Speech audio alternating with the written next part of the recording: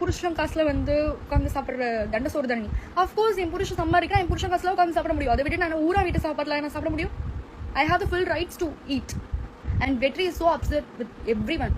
Like அவன் கொஞ்ச நாள் சோஷியல் மீடியாவில் ஆக்டிவாக இல்லை அப்படின்னாவே இதுதான் காரணமே.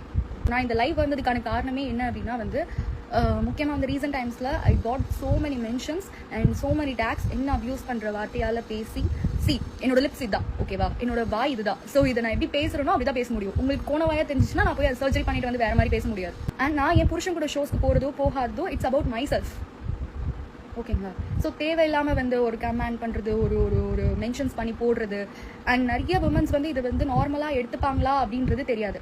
And Vetri is so upset with everyone. Like அவன் கொஞ்ச நாள் சோஷியல் மீடியாவில் ஆக்டிவாக இல்லை அப்படின்னாவே இதுதான் காரணமே.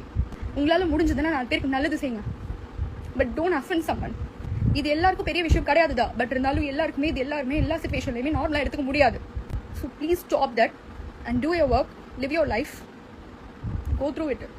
கஷ்டப்பட்டிருக்காங்க, ஈவன் தோ நான் நிறைய கஷ்டப்பட்டிருக்கேன். அம்மா அப்பா விட்டு இங்கே வந்து சென்னையில் வந்து இருந்து 2 சீரியல் பண்ணி எனக்கு கிட்டத்தட்ட ஒரு 6 வருஷம் நான் உட்காந்து சாப்பிட்றதுக்கு எனக்கு அவ்வளோ கஷ்டமாக இருந்தது, சரிங்களா.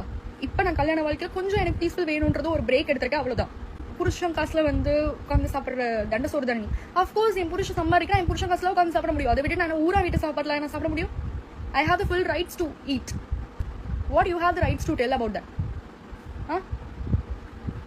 ஸோ நீங்கள் நிஜமாவே ஒருத்தவங்களுக்கு ஃபேனாக இருக்கீங்க அப்படின்னா இருங்க, ரொம்ப சந்தோஷம். But don't defame other actors.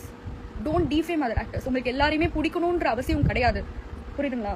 தாண்டி அவங்கவுங்களுக்குன்னு ஒரு பர்சனல் லைஃப் இருக்கு, அவங்கவுங்களுக்குன்னு ஒரு பர்சனல் விஷயங்கள் இருக்கு. தேவையில்லாமல் அதில் இன்வால்வ் ஆகாதீங்க. I hope you understand.